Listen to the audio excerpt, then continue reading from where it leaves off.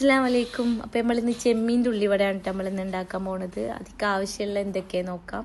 ഉള്ളി, ചപ്പ്, വെളുത്തുള്ളി, കുരുമുളക് പൊടി, കുറച്ച് ഗരം മസാലപ്പൊടി, പിന്നെ മൈദ, കടലപ്പൊടി, ചെമ്മീനാണ് കേട്ടോ. പിന്നെ ചെമ്മീൻ നമ്മൾ മുളകും മഞ്ഞൾപ്പൊടിയും മല്ലിപ്പൊടിയും കൂടി ഇട്ടിട്ട് വേവിച്ചാണ്. ആ വെള്ളം ഒഴിവാക്കരുത് കേട്ടോ. ചെമ്മീൻ കുറച്ച് വെള്ളത്തിൽ വേണം വേവിക്കാൻ. ഒരു സാധാ ഉള്ളിവടയ്ക്ക് കാട്ടുന്ന പോലെ തന്നെ നമ്മളെല്ലാം കൂടി മിക്സ് ചെയ്തിട്ട് ആ ചെമ്മീൻ്റെ വെള്ളത്തിലാണ് നമ്മൾ അത് കുഴച്ചെടുക്കേണ്ടത് കേട്ടോ. നന്നായി കുഴച്ചെടുക്കുമ്പോൾ നമ്മൾ വേറെ വെള്ളം കൂട്ടാത്തതാവും നല്ലത്. ഇനി ആവശ്യമുണ്ടെങ്കിൽ പിന്നെ നമുക്ക് കുറച്ച് വേറെ വെള്ളം കൂട്ടുകയും ചെയ്യാം.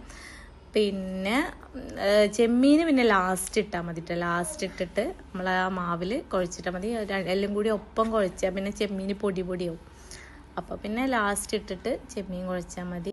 എന്നിട്ട് നമുക്ക് ചൂടുള്ള എണ്ണയിലേക്ക് ഇങ്ങനെ സ്പൂണായിട്ട് കോരിയിട്ട് കുറച്ചിട്ടാൽ മതി. സാധാ ഉള്ളിവട പൊരിക്കണ പോലെ തന്നെ.